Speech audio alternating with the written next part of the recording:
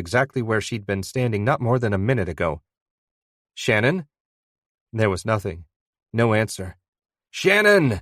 I screamed. "Say something!" I let the camera fall and frantically scanned up and down the block. A man in a gray suit walked briskly into the coffee shop, talking on his cell phone. A young woman fumbled with a set of keys at the bank's front door, likely the first worker to arrive for the day. I checked the cars. A couple blocks away, a black van pulled out of a spot under a tree and made a U-turn. I picked up the camera and trained it on the license plate to snap a photo. How long had I been staring at the man in the cowboy hat? 30 seconds? A minute? There was no way they could be as far away as that van. At least I didn't think so. The street now felt deserted. A ghost town. Shannon had disappeared. Grabbing my cell phone and the camera, I bolted from the car and sprinted toward the spot where Shannon had been standing. I stopped at the umbrella, then spun to look down into the dark, descending entryway that led underground. No. The gate was open. It had been unlocked from the inside. Shannon had been pulled into a winding maze of desolation more than a century old. My first instinct was to call the cops, but that lasted only a second. My phone wouldn't work when I entered the underground, and I had to go in after her. Every second mattered. I raced down the ramp, skidding to a stop at the bottom after about 30 feet. I was faced with a choice. The passage veered left and right. On the tour, we'd gone left, winding a few blocks through the subterranean passages that were once the central roadways and first-floor storefronts of old Seattle. We'd seen a saloon and the busted entryway of an old hotel as the guides told us stories of the city's colorful and sometimes scandalous past. I figured whoever grabbed Shannon would have thought this through well enough to choose a direction that had an escape route.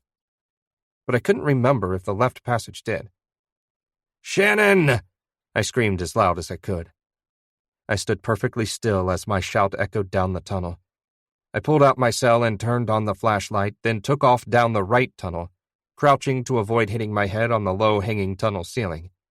It was almost pitch black except for the 3 feet in front of me, dimly lit by my phone's flashlight. After only 50 feet, the tunnel opened into what looked like it had once been an underground square. An eerie gray light crept through a patch of glass blocks that made up the ceiling, and I remembered the blocks from Pioneer Square, where you can stand on them and look down. "Shannon!" A trickle of water gurgled above me. A horn blared at street level. I looked at the arched doorways along the wall to my right. Most were bricked up, some weren't. In the cone of light from my phone, all were full of shadows, and I waited for a shape to lunge at me, or for the flash of a gunshot against the darkness. Neither came. "Shannon!" I heard a voice, far away. Had it come from the tunnel or from above ground? My heart thumped and I took deep breaths to quiet it. Every time I moved my phone, the shadows shifted, and always looked for an instant like they were coming for me. "Shannon!" I heard the voice again, still faint but louder this time. "Alex!" It was Shannon. Behind me. I swiveled and dashed back in the direction I'd come, through the low tunnel and into the main entryway. Shannon was there, her face matted with sweaty dust, her neck bleeding. I stopped about a foot from her. "What happened?" "Shut up and follow me." She grabbed my hand and pulled me back up the ramp, past her umbrella toward the car. "What the hell is happening?" I tried to keep up with Shannon, who was in a full sprint, but I fell behind. "Give me the camera," she shouted back to me. She slowed her pace slightly as I swung the camera off my neck and handed it to her like a sprinter handing the baton to a fresh pair of legs at the end of a relay race. Camera in hand, she bolted, leaving me way behind. When I reached the car, I stopped, still panting, my side aching. Yet again, I remembered the young reporter I used to be, but this time I thought of all the beach running I did back then, and how this kind of chase wouldn't have exhausted me. Shannon kept going, entering Pioneer Square. She passed a row of benches by a water fountain, then crouched on one knee. What the hell was she doing? I walked towards her at a steady pace. Deftly, she swung the camera around and trained it on... what? I tried to follow the line, but it looked like she pointed at nothing, at an empty space in the park. Then a figure emerged from the ground. A man of medium build. He was maybe 100 yards from me, with Shannon crouched on one knee between us. His back was to us, but I knew it was our guy. He jogged a few paces, then I heard Shannon call, "Hey! I'm right here!" He turned and I saw a nondescript white face. I couldn't see whether he had the neck mark. I couldn't see his eye color or make out any distinguishing marks. In another second, he turned away and disappeared around a building. I hadn't gotten a good look at him, but Shannon had. Chapter 26. "Did you get his face? The marks on his neck?" I asked as Shannon knocked back a double espresso in a single gulp. I could barely see. Sweat made the dirt drip into my eyes as I was shooting the picture. I don't even know if it was in focus. After we'd stepped into the coffee shop, I'd called 911 first. They assured me they'd send out a car to take our statements and put out a description of the man who'd grabbed Shannon. But they were receiving hundreds of tips each day claiming to know who the killer was, so we weren't convinced they'd take us seriously, even after I'd told them we had a photo of the killer, which I wasn't yet sure we had. On a whim, I called Officer Sanchez, hoping she might feel an obligation to take us seriously. She was off duty and in the area. She agreed to meet up. Shannon had a manic look on her face, half intensity, half panic. I almost asked her about what had happened underground, but thought better of it. That could wait. She said, "What the hell were you doing taking so many pictures of that weirdo in the cowboy hat looking at chocolate?" "I'm sorry. I thought it was the guy and—" "Wait, I meant the ones I took." I swung my chair to her side of the table as she scanned through the photos. The camera was a high-end digital I'd borrowed from the Barker on the way to the meetup. I'd never used it before, but it had a massive memory card and a fast shutter, the sort that can take dozens of photos a second. The first 20 or so were blurry and only caught the killer's back. The next 10, probably all taken within a second, caught a side view of his face but were still too blurry to see anything useful. Shannon zoomed in on one frame, thinking she could see his neck mark, but it turned out to be a shadow. "At least you can describe him to police, right? I mean, you saw him even if we don't have a good picture." "A picture is much better, though." She passed another 10 or 20 useless images.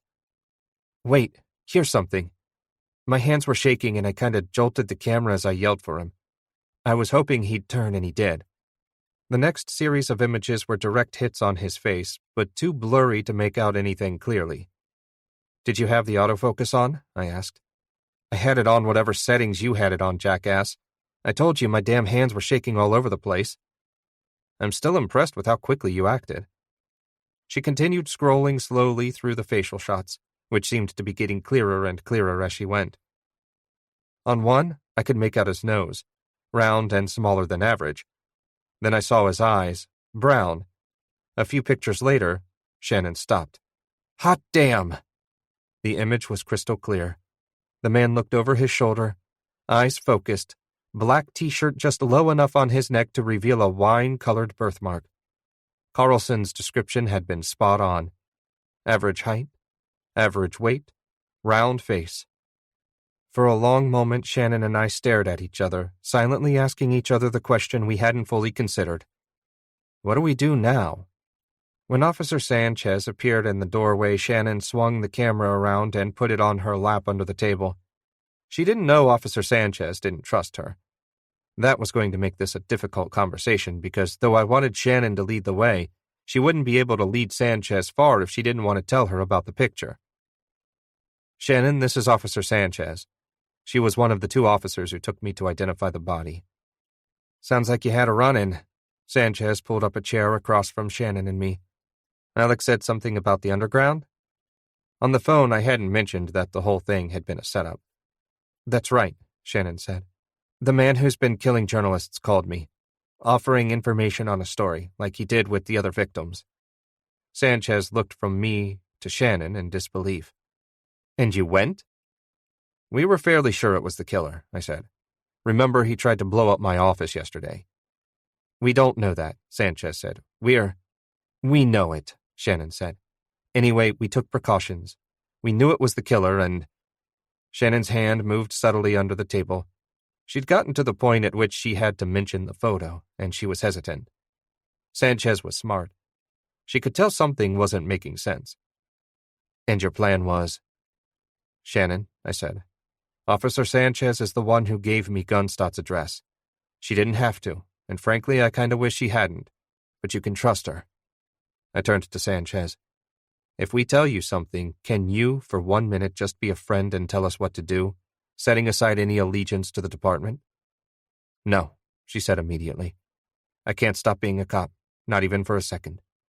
But I will admit the department is overwhelmed right now, racing to catch up with 1,000 calls a day on this and getting pressure from the governor." "So?" Shannon asked. "So I think I know where this is headed anyway, and I'd implore you, let the police handle this before you publish a story or whatever." "We have First Amendment rights to publish whatever we want," Shannon said. "You do?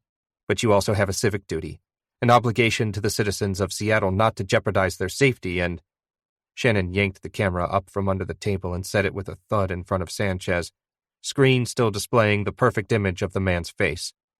Sanchez zoomed in on a few sections of the photo, studied it, then set the camera down, shaking her head. "Damn." "Damn what?" I asked. "Why didn't you contact us before you met with him? We could have—" Shannon swiped up the camera. "We did." "She's right," I said. "We tried, and they said they were too busy." Shannon finished my thought.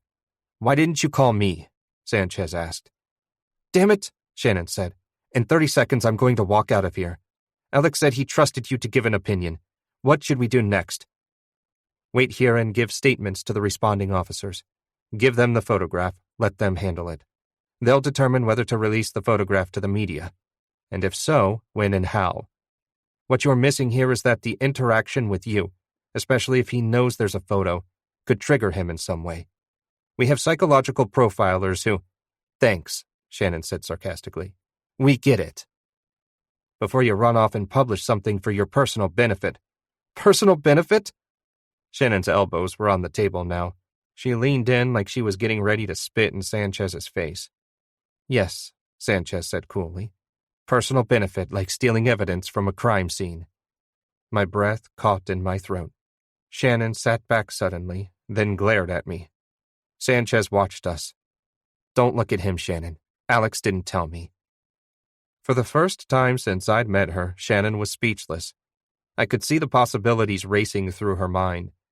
If I didn't tell them about the notebook, how'd they know? Maybe a witness had seen her. Maybe there had been security cameras on the side of the building where Burnside had died. And maybe Shannon's stories about Burnside and the CIA had confirmed it. It didn't matter. Shannon was in deep trouble, and she knew it. "The look on your face tells me I'm right," Sanchez continued. "Maybe you missed this in journalist school when you learned about the First Amendment, so I'll explain how it works. You're right that we can't stop you from publishing something, and we can't prosecute you for using information you have in a story. But when that information is stolen off the bloody corpse just minutes after his death, oh yeah, we can investigate you for that. And you can be damn sure we are." I thought Shannon was going to run out of the coffee shop with the camera, but instead she went to the counter and ordered another espresso. "How long does it usually take responding officers after a 911 call?" I asked Sanchez. 10 minutes, but things are weird right now. Officers are spread thin, chasing leads all over the city." Shannon returned to the table, but didn't sit. She caught my eye as she sipped her espresso. Her look told me she was trying to communicate something in silence. If so, it was something I didn't understand. She smiled apologetically, then casually walked out without another word. Chapter 27. The next time I saw Shannon was on the morning news. After she'd walked out, I waited for the police, who showed up 5 minutes later. I gave them my statement, made up an excuse for Shannon. She left because she was afraid the killer might return. I'm sure she'll come give a statement later. Then headed to the Barker. A memorial for Carlson had been set up around his spot in the bushes. Flowers and cards were strewn over his bedding. I lit a candle for him, then headed up to our floor and found Mia, who, with Bird still in the hospital, had taken control of the office. Roughly half of our staff was there, working in the areas not cordoned off with police tape. "How is everyone?" I asked. "What's the temperature of the office?" "We're all shaken up," Mia said. "About 20 people are taking a personal day. Chloe from tech support took Carlson's dog home with her. He was out front of the building. I've arranged a carpool to go see Bird in the hospital around lunchtime. That's when the doctor said he'd be most alert." "Good. And, I trailed off, gesturing at shards of a blown-up desk and a small crater in the floor. "Building repair is on it. Police were here earlier and they said they got everything they needed. Photos and samples or whatever. Let's leave it until we catch this guy." "Speaking of, where's Shannon?" Mia asked. That's when I saw her. A channel on one of the flat screens on the wall was just heading into its morning news program. Like every station in town, the serial killer was the main story. This one led with a picture of Shannon and a red breaking news banner. Mia unmuted the TV as the report began. Brooke Haberman, a young woman with straight black hair, began the report. "New this morning, KRON has obtained an exclusive photograph of the man who may be the journalist killer. And right now we have the woman who took the photograph, who says she was kidnapped by the man in downtown Seattle only hours ago." The camera panned right, revealing Shannon in a studio, sitting next to the anchor. She wore the same outfit she'd left me in, but her hair had been neatened and someone had put enough makeup on her to make her TV ready. It was an incongruous look, informal dress with tanning TV makeup. "I have with me in studio Shannon Brass," Haberman continued. "She herself is a journalist, the creator of the website Public Occurrences, and she's here to tell us her story. Shannon, welcome." "Thank you, Brooke. Before we get to the story, we feel it is our obligation to share this photograph." The image popped up on the right side of the screen. "This man may be the journalist killer who has terrorized Seattle over the last week. He may be armed, dangerous, and roaming the streets at this moment. If you see him, call the police. Do not approach him. We will leave the image on screen for the entirety of the interview." She paused dramatically and turned to Shannon. "Now, Shannon, tell us what happened this morning." To my surprise, Shannon was great on TV. I'd never given it any deliberate thought, but somewhere in the back of my mind I assumed she'd come across as off-putting or opinionated in the dull, polished setting of local news. But over the next 20 minutes, she walked Brooke and the audience through a blow-by-blow of the last few days. From the article we'd published about Burnside's suicide, to the morning when the killer had taken Carlson's spot out front, to the bombing, all the way through to the scheduled meetup where she got the warning. She even managed to work in several references to Public Occurrences and her series on Burnside's CIA ties. All the while, she came off as professional, precise, and, most of all, credible. She used details to enhance her retelling, mentioned specifics about Carlson that humanized his story. In short, she did what good journalists are supposed to do. She made a complex subject understandable, and she did it while providing the public with an important piece of factual information it hadn't had before: the photo. I paid particular attention when she explained how she'd escaped. "After the killer grabbed me, he dragged me underground. He could have killed me if he'd wanted. He pressed a gun into my side, and I didn't get a look at it, but I assumed it was a gun. He pulled me about a block underground. I knew he was going to kill me, so I did the only thing I could think of to keep myself alive. I told him I had an open line to my friend and partner Alex Vane, a cell phone call that had been going since before he grabbed me. I told him we were being recorded right now. He smashed the gun against my neck, knocking me to the ground, then searched me for the phone. The phone had fallen when he'd grabbed me. He stood over me, smiling, and said only one word: liar. From my knees, I threw an uppercut to his groin. When he fell backwards, I didn't wait for him to get it together. I bolted out the way we'd come." "Were you afraid?" Haberman asked. Shannon was defiant. "He got the drop on me. I didn't expect that. If there's a next time, I'll be ready." The comment hung in the air. I wondered what Shannon meant, but Haberman had to go to break and the segment ended. I'd monitored Twitter as the interview went on, wondering whether it was spreading. It was. Within minutes of its appearance, the photo had gone viral. By the end of the interview, Hashtag the journalist killer was the #1 trending topic in the United States. The original tweet from the official KRON Twitter account had been retweeted 1,000,000 times. Hundreds of people had donated to Shannon's Patreon account, which had gone up 5-fold. I couldn't see the site traffic stats for public occurrences, but I imagined they were through the roof. No matter what happened next, Shannon had become a media sensation. An hour after the interview, Shannon strolled out of the elevator and into the Barker. I didn't say a word, just walked up and hugged her tight.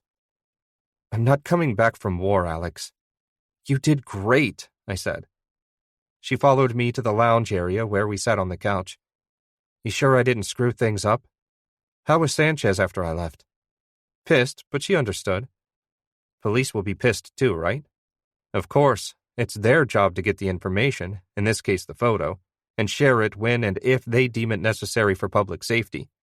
It's our job to get the damn thing out there." "So you would have published it on the Barker before offering it to the police?" I considered that. Honestly, this is a close one. Police likely would have released the photo within a few hours, but your way was faster. Everyone in America is looking for that face now. So yeah, I probably would have published it. What's the possible downside? Why only probably? It's what Sanchez told me in the coffee shop after you left. They have a psychological profile on this guy. They have clues and information we don't have. Things that have not been released to the public. Things that... Shannon shook her head dismissively. "Let me finish. Sanchez figured you were running out to release the photo.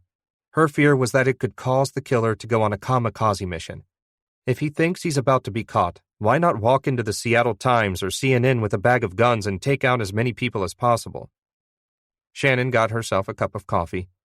She had a thoughtful look on her face, like she was considering her response carefully. My sense was that the gravity of what she'd done was hitting her. I did consider that. Maybe not for as long as I should have. You know the phrase you learn in your first week of journalism school? I bet Burnside taught it.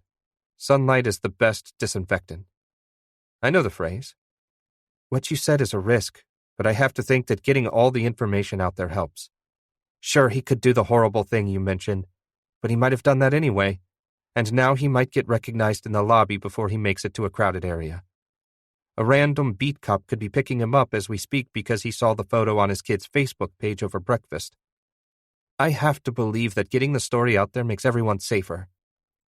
Maybe so, but I've also been tracking the hashtag on Twitter. There are way too many folks saying hashtag the journalist killer is an American hero, and they hope more people like him emerge. Even if we're not provoking him, raising his profile might give the next psycho ideas. Shannon shook her head flatly. If we're going to let a bunch of internet tough guys and delusional scumbags set our agenda, there's no point getting out of bed. Should we only do stories that will definitely not set off some talking point-addled obsessive someplace? Because there's literally nothing on that list. Mia approached, holding a cordless landline. Shannon, you have a call. Well, it's for you and Alex. Mikey Johnson at King 5 News wants to do a sit-down with you both at the noon hour. Shannon looked at me. During the entire conversation, her cell phone had been vibrating every few seconds. Each time she'd checked the caller ID, then sent the call to voicemail. My guess was that every local and national news channel wanted her story. Mia handed me the phone. I was about to unmute it when a thought occurred to me. You sure it's Mikey? I asked Mia. I set up your interviews with him the last couple times. He came to our Christmas party. Sure, I'm sure. I know Mikey, I said to Shannon. He's fair. Interviewed me twice before. If sunlight is the best disinfectant, we may as well keep spreading it. You think we should do it then? Shannon asked. If you don't mind me borrowing some of your spotlight. She punched me in the arm. Let's do it. I unmuted the phone. Mikey, what time do you want us in studio? You'll do it? I was relieved to hear his familiar voice. We'll do it. 11:20 for a noon interview, he replied. This could be big for me, Alex, and I'll owe you one. National Evening News might play some of the interview, unless you agree to go on with them live tonight and steal my thunder. How about this, Mikey? I said, glancing at Shannon. We do your show, and only your show, thereby ensuring clips of you hit the national news. In exchange, you get someone to do an editorial about police persecution of journalists, specifically of Shannon Brass, if it ever happens to come up. What would they be persecuting her about? Maybe nothing, maybe something about a stolen notebook. But promise me, if it comes up over the next month or two, you'll speak out. I promise. Chapter 28. The studios of King 5 were located in an old warehouse between the ferry terminal and the stadium district. Like every news outlet in Seattle, they'd added extra security over the last few days, so Shannon and I were greeted not only with the usual security checkpoint, but two guys wearing dark green uniforms from Blackwood Private Security. They stood on either side of the regular security window, where I'd checked in at least a half dozen times over the last few years, twice for interviews with Mikey, and a whole series of times when the Barker was in negotiations to provide them with local news content. I recognized the guy behind the desk at the gate, but couldn't recall his name. He was in his early 20s with a messy mop of brown hair and a look that told me he'd prefer to have any job but this one. Alex Vane and Shannon Brass, I said. Hey there, Alex. He didn't look up from his computer monitor. Crazy what's going on, right? Beyond crazy. Just let me check you off the list. I gestured at the two beefy men. What's with the Sentinels? They've upgraded our security with everything that's been going on. After another moment, the kid looked up from the screen. Weird. You're not on the list. The two men eyed me suspiciously. Did you check under Shannon's name? I asked. She's going to be the main interview subject. Checked under both your names. Huh. Is there someone you can call or something? Behind us, a King 5 TV van tapped its horn. The kid said, I'm going to open the gate and you can pull to the right while we get this sorted out. I gotta let the van in. They've got footage to get on air. When he lifted the gate, we pulled in to the right and stopped next to a dumpster. The van pulled in and headed for the studio. The two security guards appeared and stood on either side of the car. What's the deal? I said through the window. They didn't reply. Calm down, Shannon said. They're just doing their jobs. I know, but... The kid led another car through the gate, then emerged and walked up to my window.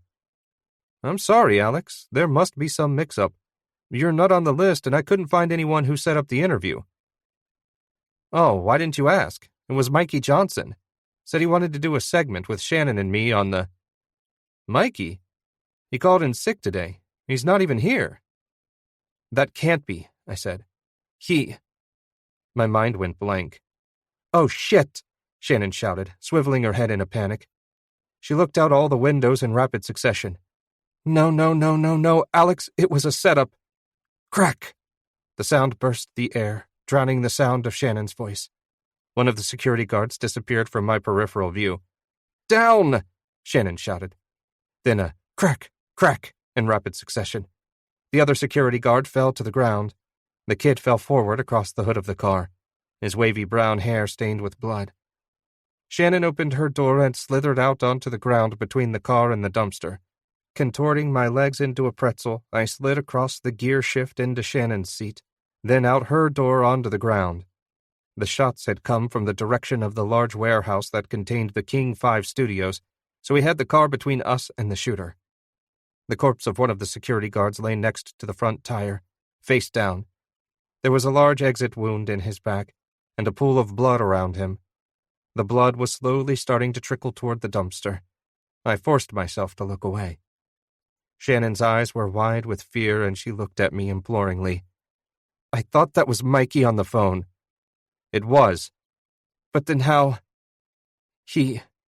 Oh, God, the killer got to him. Kidnapped him or something. That's why he was out sick.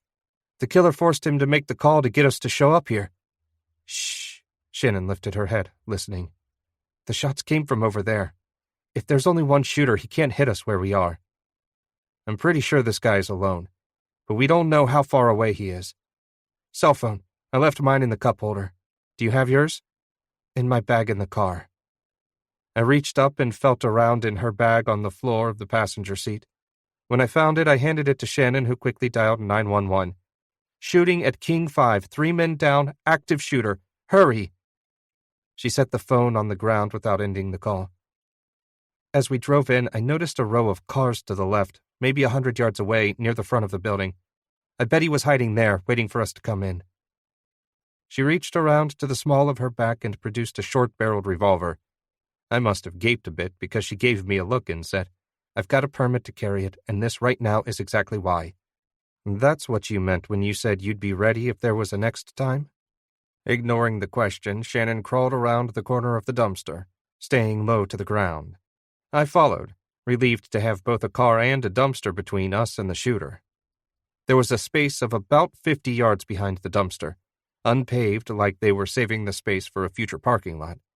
At the end of the open space was a 10-foot-high fence topped with 2 feet of angled barbed wire. "We're trapped here," I said. "We could run for the fence, but if he's still behind us, he could pick us off as we tried to climb. We can't just sit here. Security must have heard the shots." "He just killed security," Shannon said. "They probably have someone inside." We sat in silence for what felt like minutes, hours. It was probably 30 seconds. The security guard's blood continued trickling slowly downhill. Then, for the first time, I heard his voice. It sounded far off, but not as far off as I would have liked. "Shannon, Alex, come out, wherever you are." Chapter 29. "When you hear a shot," I said, pointing at another dumpster about 20 feet away, "go for that dumpster, then run inside." 20 feet separated the 2 dumpsters, but if she hurried, she could make it from one to the other before he could get a shot off. "Why?" "Just do it." "Alex, what are you—" I got to my feet, staying hunched so my head wouldn't stick out over the top of the dumpster. I duck-walked back to the car, trying to keep my head as low as possible. I could see the killer through the car windows. He was coming closer, rifle held ready. He also had a pistol in a holster at his belt, which ended my fantasy of waiting for him to reload and then rushing him. For an instant, I raised my head over the top of the car, long enough to let him catch sight of me. The rifle leapt up to his shoulder, and I heard its sharp crack. I'd already dropped back to the ground, and the shot shattered the rear windshield. I couldn't see if Shannon had used the opening to get to the second dumpster, but I hoped so. I was betting that from the second dumpster she could make a run for the building before the killer could get to her, assuming she waited for him to get close to the car before making her run. "Alex!" His voice was louder now. He was closer. I heard a noise like metal sliding against fabric, and I realized he was close enough that he'd decided to draw his handgun. "Alex, you ought to stand up and take what's coming to you. You're going to die, Alex. But there's something I want you to know beforehand. You weren't even on my top 20 list. You and that bitch messed this up with the story making fun of my work. Then when you ran the one about that degenerate, homeless piece of filth, well..." My chest burned with rage. I wanted to jump up and run at him, pin him to the ground and bash his head in. I took a couple deep breaths, and suddenly everything got clear and quiet. Strangely, it occurred to me that in all my dangerous stories, I'd never actually had to harm anyone. With this guy, it would be a damn pleasure. But I had to keep him talking. "He didn't deserve to die," I called from behind the car. "His name was Carlson, and he wasn't a journalist. He didn't deserve to die. Maybe in your twisted world, I do. But he didn't." This didn't elicit a response, so I tried another angle. "I read your letter. Why wasn't I in your top 20? "Because you are not one of the worst liars, Alex." His voice was getting closer all the time. "I'm going to kill all of you, but I wasn't going to go for you until you stuck your nose in my business. There were a lot of people ahead of you. Should I be offended or complimented? You can take it however you want. Doesn't matter now." His voice was loud. He was right on top of me. I peeked through the window. He was only about 8 feet away on the other side of the car. "Your kind of work is a distraction for mindless sheep," he said, his voice a slow monotone. listicles to make them feel like they can change their lives when in truth, they're going to stay asleep to the destruction of God and country taking place right under their noses. You're like a heroin dealer, taking out the weakest among us.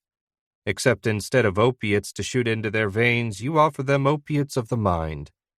That's really all the internet is for most people. A way to numb the pain. A pain most aren't even aware of. The pain of the gradual destruction of truth caused by a handful of corporations and governments, and sold to the people by journalists like the ones I killed. Journalists who would lie about the climate, who would topple great leaders who inspire men like me to break our chains. Men like... I caught a glimpse of movement out of the corner of my eye. Shannon. I leapt up as she stepped from behind the second dumpster. Shannon, no! The killer pivoted and brought his gun up, leveling it at her. At the same moment, the barrel of her revolver flashed. He rocked back, struck in the chest. She fired again and ran to take cover behind the King 5 van, then looked around the corner toward the killer. She must not have liked what she saw because she fired 2 more shots. I scurried around the car and stumbled toward him. He was definitely dead now, and I collapsed next to him as Shannon ran over. She still held her gun trained on his body, and I was scared of the tension I saw in her hand and the slight shake starting to develop in her fingers. I took her wrist, then lowered her arm slowly. It's over, Shannon. He's gone.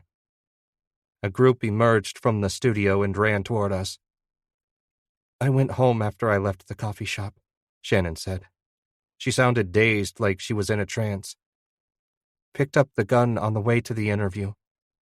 Didn't think I'd ever need it. I looked from the dead man to Shannon, then back to the man. His gun was on the ground about a yard away. I couldn't think of anything to say. Cleo was on my mind. Shannon set her gun on the ground and took my hand. It's over, right? I squeezed her hand. It's over. Chapter 30. 2 weeks later. The sun streamed through the curtains, casting flower-shaped shadows across the bed. Greta and I had slept in. Rolling over, I saw it was already 7:30. My first instinct was to hop up and check my phone. Surely there was something I needed to do. Check the homepage of the Barker, respond to an email from Bird, something. But there wasn't. For the first time in a long time, I had nothing to do. As it turned out, around the time Shannon was unloading her handgun into the killer's chest, police were breaking down his door in South Seattle. There were no fingerprints on the letter he sent to the Seattle Times, but investigators found a tiny piece of hair stuck on the seal of the envelope. An expedited DNA test matched the hair to a man in the criminal DNA database. The man was Martin McNally, a 45-year-old ticket taker for a Seattle underground tour company named Seattle at Night. He'd been arrested twice before, and charged once for threatening to kill the mayor of Seattle for raising taxes. Police found Mikey Johnson of King 5 News dead in his apartment, a boxy blue van parked out front. Greta rolled toward me and sat up.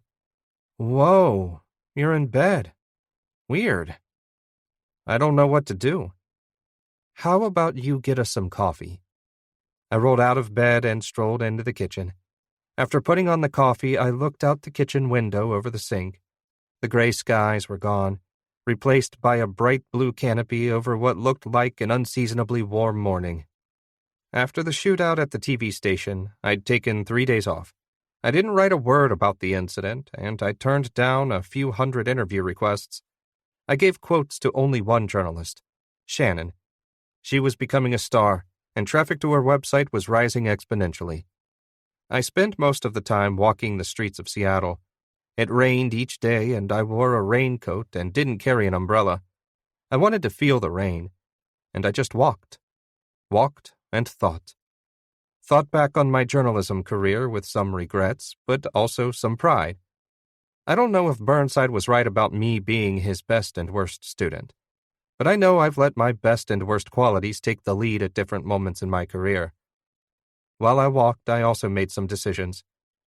The coffee machine beeped and I poured 2 cups. then splashed each with some probiotic coconut milk from the fridge, Greta's latest secret to glowing skin and a long life. Back in the bedroom, I handed her a cup and sat cross-legged on the bed. I want to make some changes. This sounds serious. Not about you, honey. About me. About my work, my job. Okay. She eyed me over the top of the coffee mug as she took a long, slow sip. What kind of changes? I'm going to pull back from the Barker, get rid of half of my ownership stake. I'm going to offer a quarter ownership stake to Bird. He's earned it and then some. And I'm going to sell a quarter of my stake and invest in Shannon's website. I believe in her, and I think she's doing the work I could have done, might have done if things had gone differently. Alex, you did. I'm not saying I didn't do any good work. I did. But I think she has the right vision for how the future of journalism should be. I'll still keep half my stake in the Barker, and that's plenty. But I want to do something good with the money. Part of me was afraid she'd be pissed, but of course she wasn't. I think that's great, was all she said. We'll get Bird a couple more assistants, and he'll take over more of the day-to-day. I'll stay at the Barker, but I'm going to try to focus on bigger picture stuff.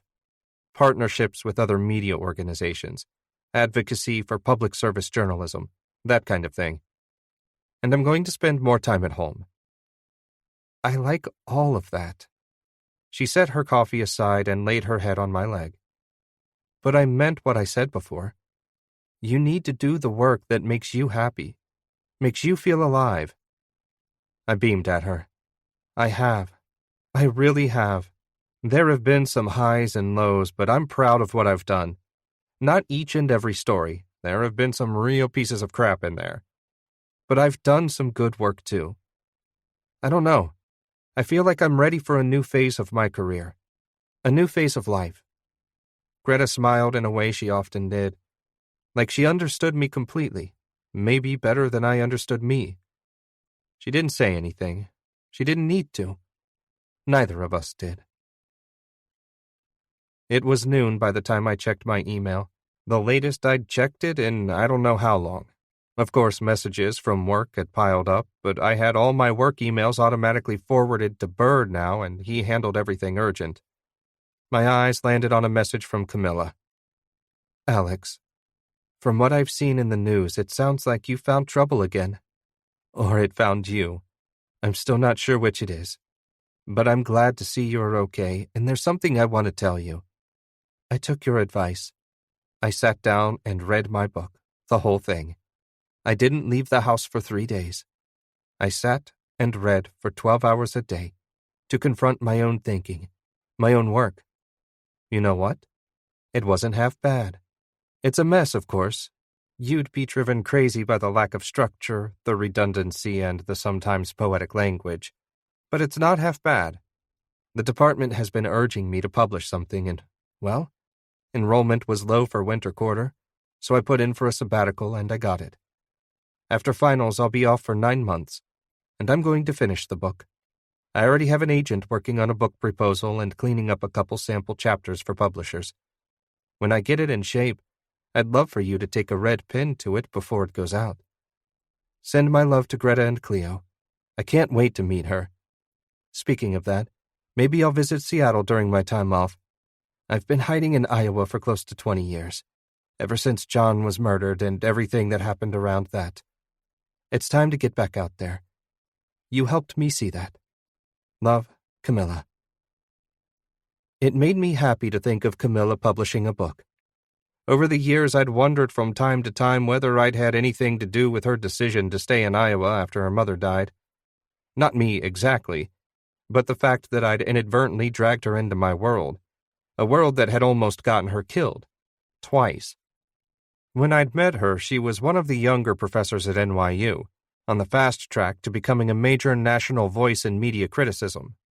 As the relationship between the press and the public evolved over the last 15 years, I couldn't help but wonder whether Camilla's brilliant mind could have helped us avoid at least a small portion of the animosity. She existed not only beyond the petty day-to-day squabbles of journalism, but in another realm entirely, Her voice would be trusted, and I felt hopeful that she was once again entering the fray. I tapped out a brief reply, telling her I'd be honored to read it when the time came, and promising not to take a red pen to all of her poetic language. I told her she'd be welcome to stay in our guest room if she made it up to Seattle during her sabbatical. I can't wait to read it. Love, Alex, I concluded. Later that day, I sat in the lobby of Puget Commercial Real Estate when Shannon came in. She had a big smile on her face. "You look great," I said. "Don't think I've seen you smile that big." She took the empty seat next to me.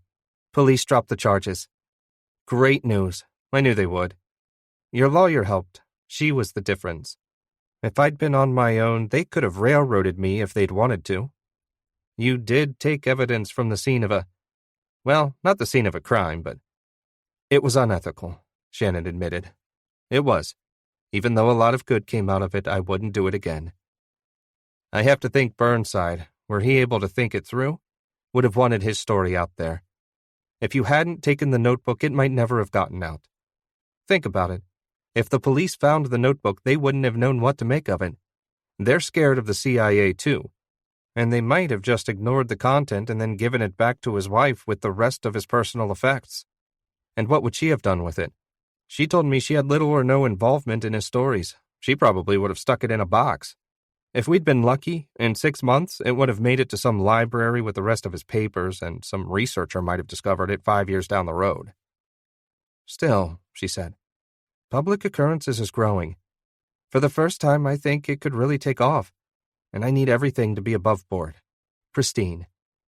This is a messy business. And with half of the public turning against journalists, I want to be beyond reproach. That's why I said I wouldn't do it again." "I get that," I said. "Speaking of your site taking off, did you wonder why we're meeting in a commercial real estate office?" For the first time, she looked around at the lobby. "I literally didn't know until right now. I came to the address you texted me in. Wait. Why are we here?" "I'm selling a quarter share of the Barker and investing it into public occurrences. I figured you'd want to use a chunk of the money to rent a proper office space. We'll go around together today. I'll introduce you to the agent who found us the space for the Barker, help you get going.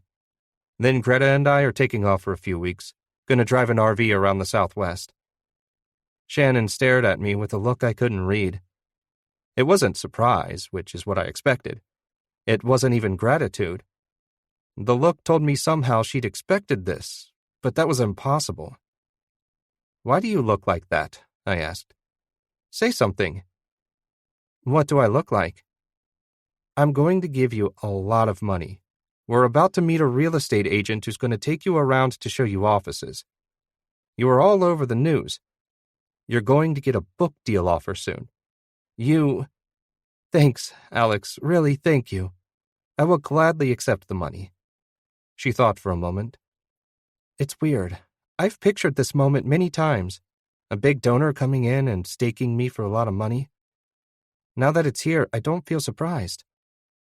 For a moment, I wondered whether I ought to be offended she didn't seem more grateful. But that was nonsense. Shannon didn't act as though the world owed her anything. She'd paid her dues. She was confident someone would eventually fund her work because she was one of the best reporters out there, and she knew it. I offered a broad grin. "Maybe that's because you pictured it so many times and worked your butt off to make it happen." The secretary stood and said, "Shannon Brass and Alex Vane? Mr. Graziano can see you now. Right this way." Shannon stood. She would lead the way. I touched her hand. "Hey, Shannon. Promise me one thing, okay?" She stopped but didn't say anything. Shannon wasn't the kind of person to promise something before knowing what it was. "If my daughter Cleo comes looking for an internship in 18 or 20 years, give her a shot, okay? I doubt she'll follow me into this profession, but if she does, well, just promise me you'll do your best to bring along the next generation when the time comes." When Burnside died, I wondered whether he'd been the last of the old school journalists. The last real journalist. Then I met you, and, well, you've restored my faith. "Okay, Alex." She smiled, then strode into the office. As I followed her, an image floated through my head of a 20-year-old Cleo sitting across from Shannon in a job interview. I had no idea what the profession would look like in 20 years. I didn't even know whether I wanted Cleo to grow up to be a journalist. But if she did, I'd want her working for someone like Shannon. We hope you have enjoyed this production of The Last Journalist, an Alex Vane Media Thriller, Book 5, by A.C. Fuller, narrated for you by Joe Hempel. This has been a Findaway AudioWorks production presented by Orange Sky Audio, produced by Ren Krause.